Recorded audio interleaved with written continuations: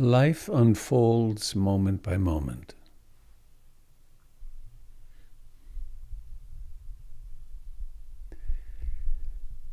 We may discover the mind quite preoccupied with something that we had no idea was coming.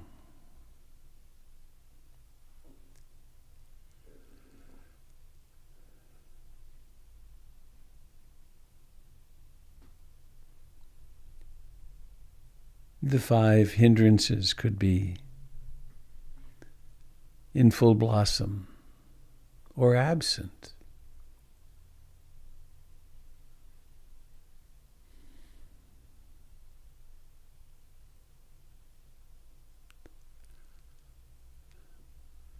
You might discover that placing awareness deeply into the sensations of breathing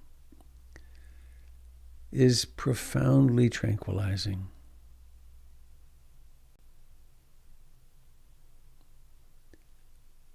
Or the mind could be full of judgment, liking or disliking, opinions.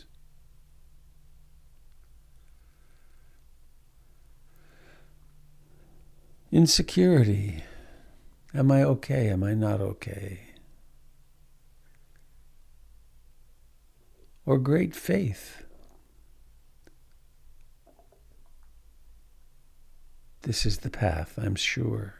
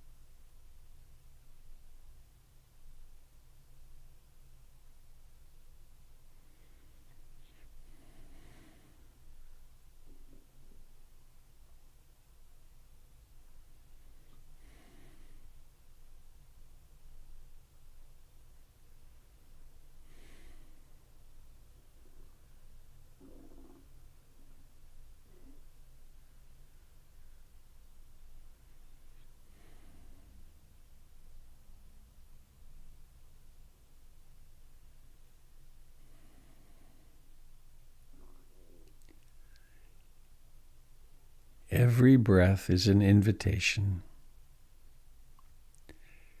to be awake, just as every wandering mind is an invitation to wake up.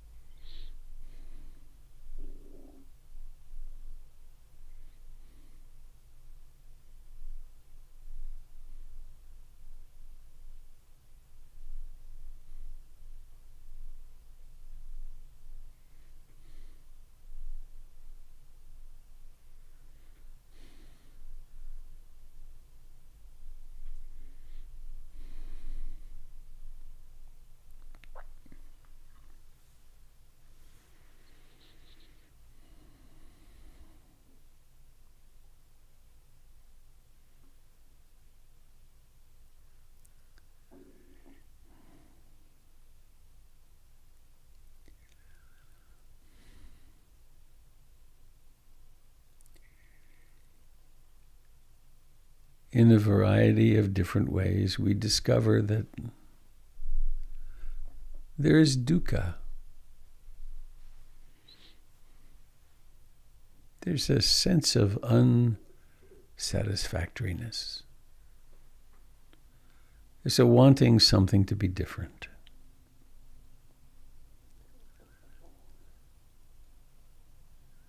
It can be very small, or during one of life's catastrophes, very big.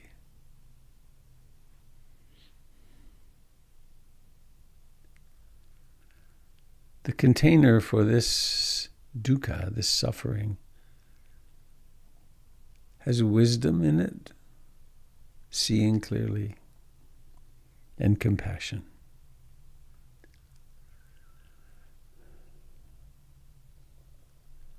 When I'm hurting, no matter how I'm hurting, whether it's big or small, chronic or episodic,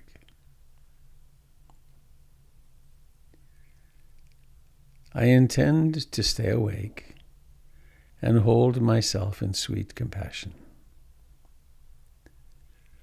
Not flinching, not running away, not distracting, not intoxicating, but this is true right now.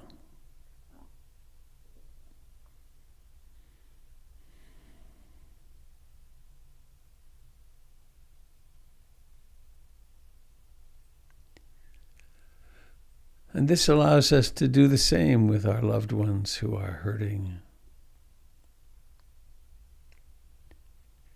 our friends,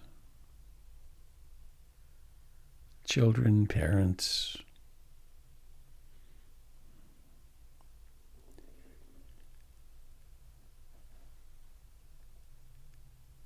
And with the realization that we can overwhelm ourselves with the sufferings of the world. To the degree we can open and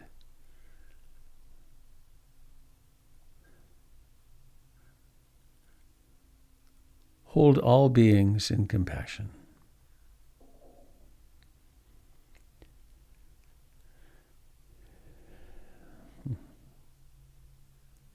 So this is a stance to the world as we go about our day. May all beings everywhere share in the merits of our practice.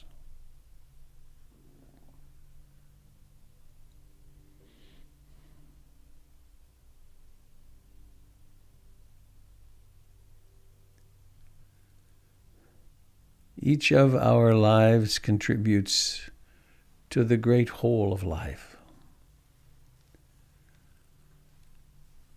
How we evolve and shape consciousness affects all of life. For we are that.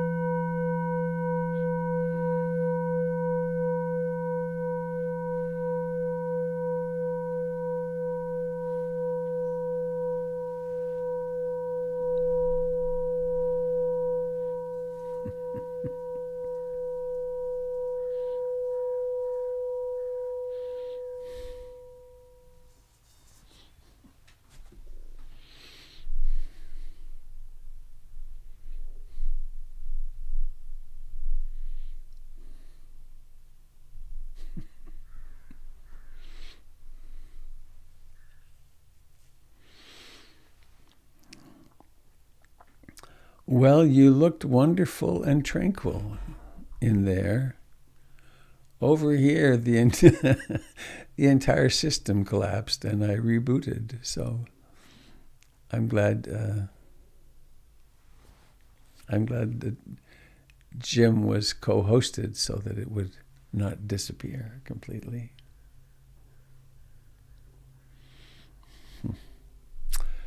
I have an announcement or three here. I'm going to do sharing of my screen. Let's see. It looks like it's going to work. So I think you have this now. Can you see this digest? Pamela, would you nod if you do, the digest? Thank you.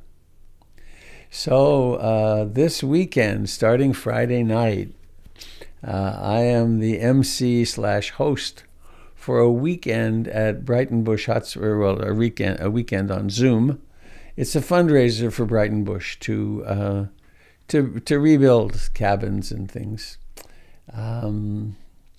So you can find that on the website, or you could go to brightonbush.com, and you can come in there. It's a fundraiser. So, however, you don't have to pay anything to participate. It, of course, is very welcoming. And so that's enough. Who is it? It's Robert Beatty, Raphael Kushner, Sarah Joy Marsh, Ruth Williamson, and Irene Kendall. Oh, and there's going to be music. Oh, I'm going to forget oh dear, I forgot the Saturday night music. And however, on Sunday morning, there will be a half hour with Shantala. Wonderful friends of mine, marvelous musicians, who will be doing some kirtan-like work. Candle is offering another Women's Restorative Rejuvenation Circle for Fridays. And that's here, and that's on the website as well. And there's the monthly Metta for Racial Justice, Wednesday, May 19th. And there's all the various gatherings. Okay, enough of that.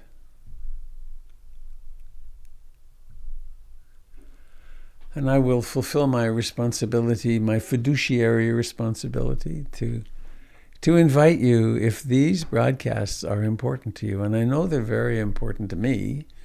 And I've gotten lots of emails of how important they are to participants. It would be very helpful if you would go to the website and find one of the donation buttons and make a contribution. And it's this activity, from this to this. And that's the essence of generosity.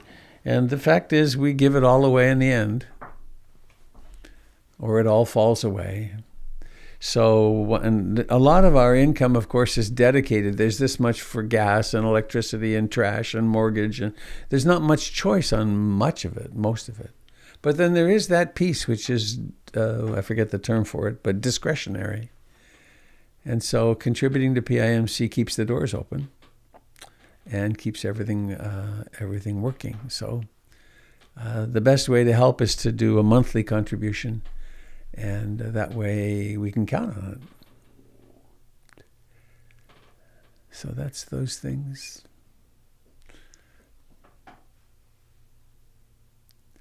I guess that's it. For now. So I'd like to open up, as we've done historically, what's happening. What did you notice about concentration and mindfulness? I mean, isn't it something else that we have the capacity to cultivate mindfulness? I mean, who would have thought to do that? Well, the Buddha did. To practice being aware of what's happening right now.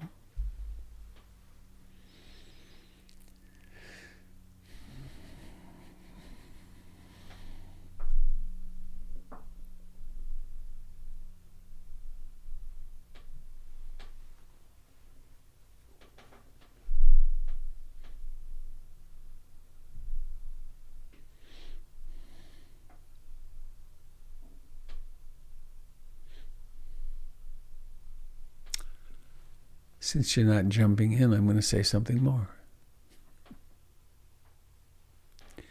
We had a really fine meeting of the teachers and several board members last night in response to the awakening that has happened in the last week around racial justice issues and inclusivity and so on. And we're just getting going, but there's a board meeting a week from now, in which we'll be putting in motion a diversity, equity, and inclusion committee, which will be a permanent standing committee to look at how we can make PIMC, grow it into a more welcoming and equitable and diverse community. So it's exciting. And one of the things that became clear is, while this is a new jump, we've been very concerned about these very issues for a long time. One thing that I remembered is that this was due to my mother-in-law and my dear friend Joan McLaughlin, who was a dear friend for 35 years till she died. She had only 30% hearing in one ear. Our second meeting at PIMC, we had devices for assisted hearing. And we had a big upgrade on them 4 or 5 years ago. And we've been working on the ramps now for years. So let us continue and make PIMC really welcoming and accessible to everybody. So that's the plan. And you will be invited to participate in many different ways.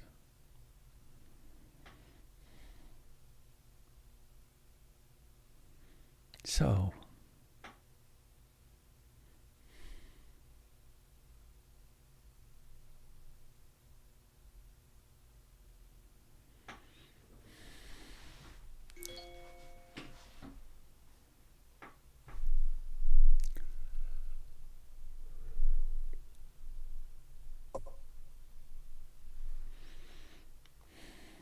Good morning, Sangha.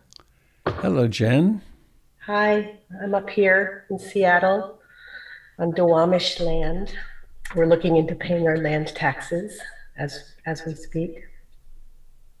What's that? You're paying your... Our land taxes to the Duwamish. Ah. Yes.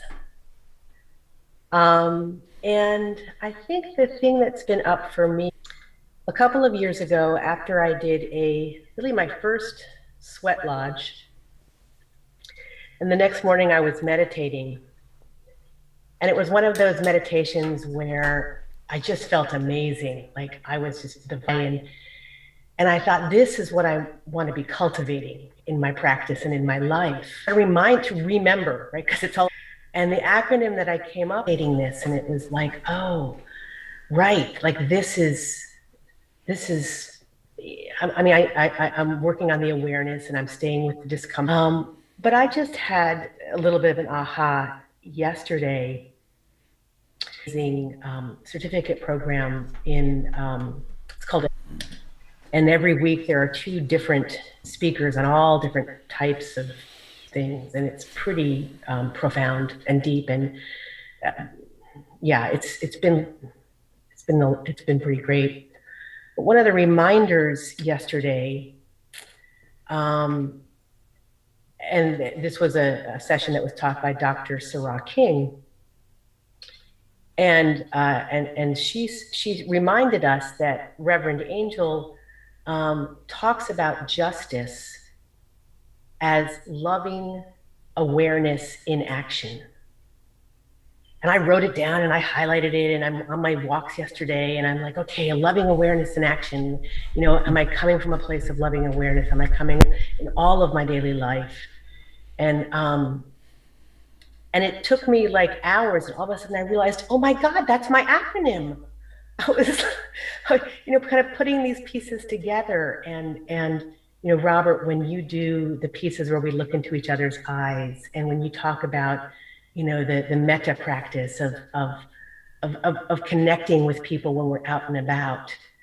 And it's just kind of really kind of making those connections around, like, this is justice justice is loving awareness, and they're one and the same. And it was like this aha for me yesterday in my body, and how hard it is.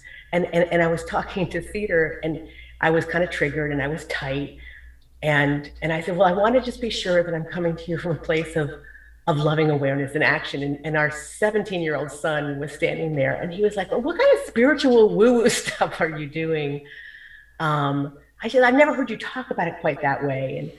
And it was just sort of these, I just love the insights that come, and recognizing that my body's been really tense lately, and it's challenging to make the time to sit, and how vital it is. And so I just wanted to share that. Thank you. Thank you, Jen.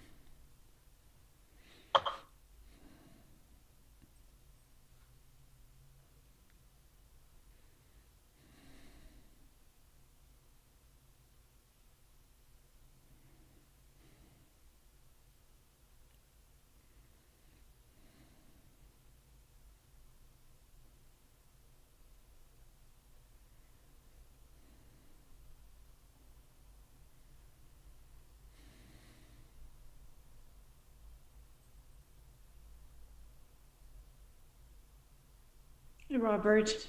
Hello, Sangha. It's Catherine. Hi, Catherine. Hi. I just wanted to share. I took you up on the vow to sit without moving. Oh, Give it a try.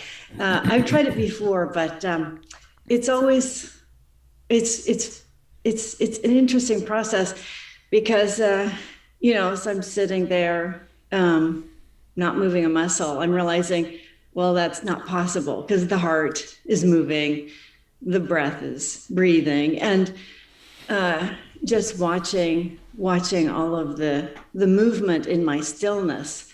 It was very profound, and I don't know if they tie together, but I kind of quickly moved. Part of me just became really sad, and I started looking at that, and it's this.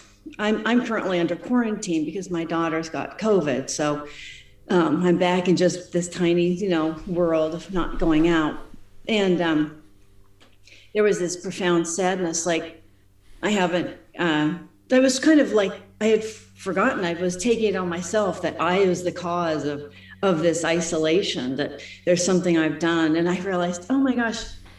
No, it's just this is what the world is for me right now. It's just small, and I don't somehow there's rattling in my mind, like there's a connection there of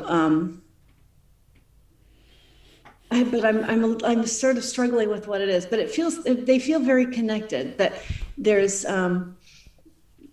what is it? The profound stillness. There's so much movement, and this profound isolation, there's so much connection. It's just not right now, it's not a physical connection, but maybe that's what it is. I still feel this connection, but I have to be quiet and really listen for it and feel it, because these there's another side of me that wants to be out there and seeing, doing and seeing and blah blah blah, but the connection, and that was the insight. Was there still I'm still this connected person in the world, even though here I am,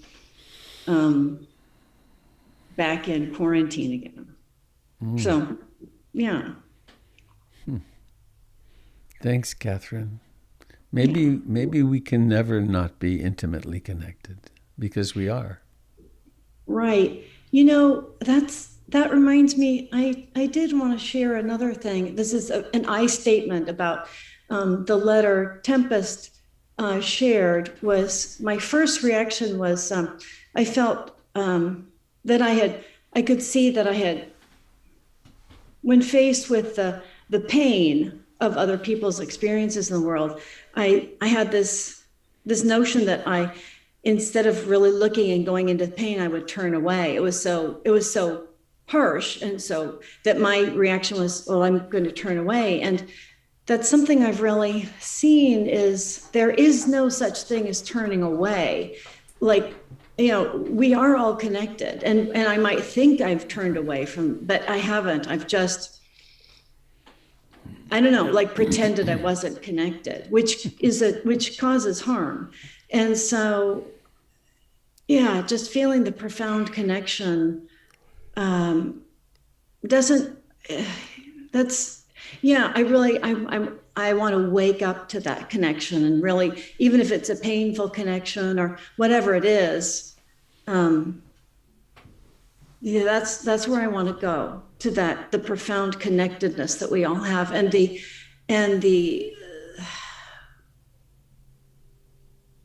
just the acknowledgement that we're connected and listening, and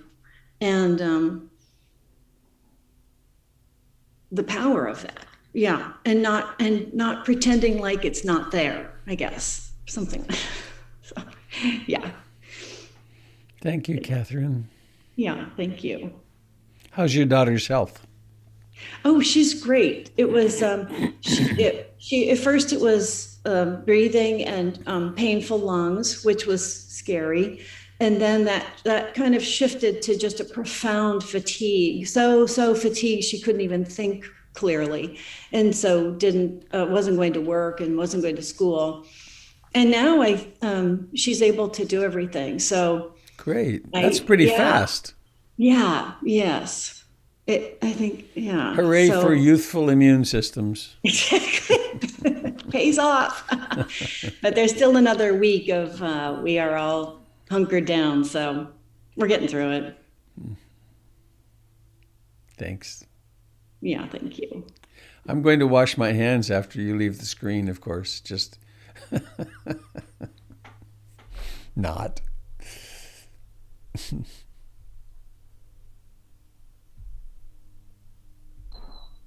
Robert. Hi, Tim. Good morning. Wait, Sonia.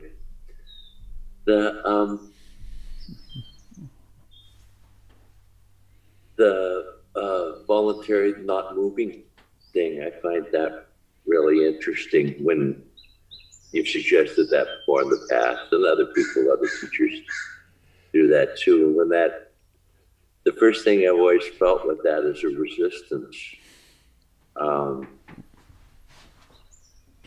It's fun to observe a resistance to that kind of reminds me of being a little kid at school when you're not supposed to wiggle and kick your foot, or in church or whatever, your mother's that kind of restriction is the kind of knee-jerk first response I have to it. And it came to me that there's two ways of doing that. One is to command and restrict yourself not to move, to be a cop and for yourself. And the other way is to just, how do you say that? Just not move. In other words, just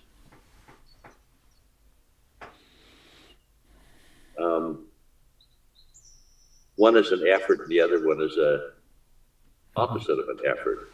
I mean, movement's the voluntary thing. Movement is the thing that, your body goes like this, and so the one thing is like, yeah, don't do that. And the other one is like, I'm just not going to bother doing that. Have a clearer way of expressing that. But the second one, I find real enjoyable. I'm just going to not do this. I suppose it's kind of Taoist kind of a thing or something. Anyhow, I like that. One thing I didn't mention, I intended to, and then the broadcast fell apart, was that what I was introducing there was the practice of renunciation. And renunciation is one of the great intentions that the self exercises itself by making decisions. One of the things that we do, and we did it intentionally with my children, we intentionally gave them many, many choices. Do you want this kind of cereal or that kind of cereal? Do you want to go to bed now or later? That was a great manipulation. Do you want to go to bed in 5 minutes? But we exercise the self through choice. And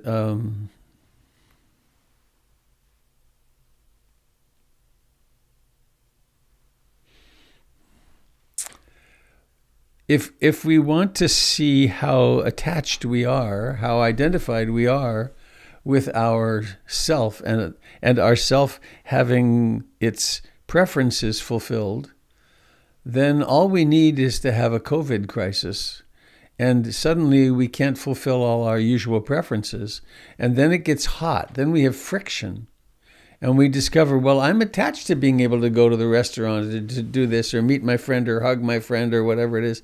And then it brings up all kinds of shadow material, which we've seen. And we're seeing it with the resistance to taking proper medical care, wearing masks and so on. So what the Buddha suggested was create artificial renunciations. It's like Lent in Catholicism. But decide, well, for this next half hour or hour, I'm not going to move. Or maybe for the next week, I will do this or not do that. Maybe I will. I was reading Mindful of Race over the weekend. And one of the things that a teacher recommended to her was to, and I haven't done this one yet, I've done it years ago, but to have your shower, and then before you get out, turn it on completely cold for a little while, and see how attached you are to it being warm. See what reactivity is there. So there's all kinds of experiments we can do. And seeing how thank you very much, I want pleasure, and I don't want discomfort. And it's one of the ways that we can practice living less heavily on the earth by wanting something and not buying it unless we need it. So it's a very basic thing in the Buddhist teaching, this practice of renunciation. And renouncing movement for a period of time is a very helpful one. Now, it doesn't mean the other way, which would be to move totally mindfully when you feel like it, and to see what happens with that. So thanks, Tim.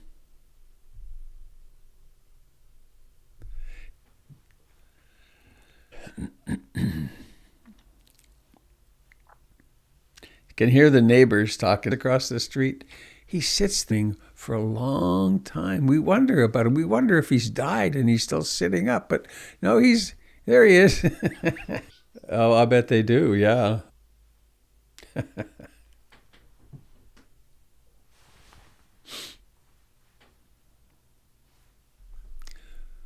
When I started teaching in Portland, I came up from California, and I married my wife, and then we started having little day-long retreats at our home, which was on a suburban street in southwest Portland with no sidewalks and not much traffic for that matter. But anyway, people would come, and we'd have maybe 15 or 20 people, and we'd take a break at lunch, and we'd teach them a walk in the neighborhood, down the street to the park, and invited finally to the it was lots of older people. There were very few children on our street, unfortunately, but we got invited to the Christmas party. We moved in because some kind of medication, concerned about what we were doing to people. So I recommend, if you're going to do walking meditation in a park, like in Laurelhurst Park or something, just do.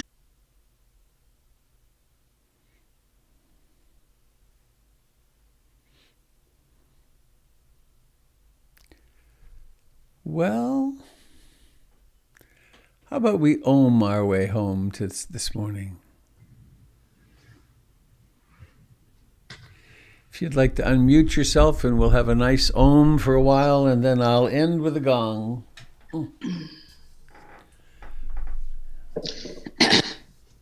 You ready?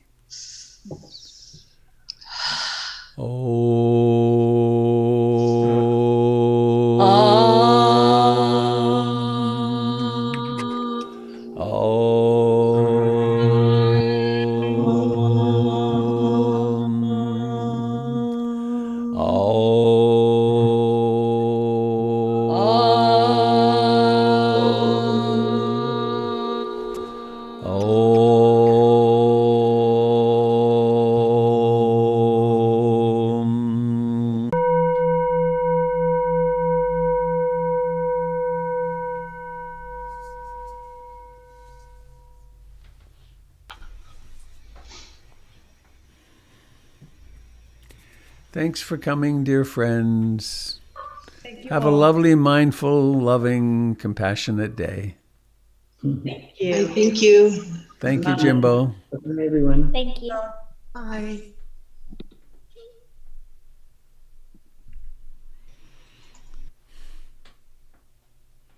Live long and prosper, Hadley.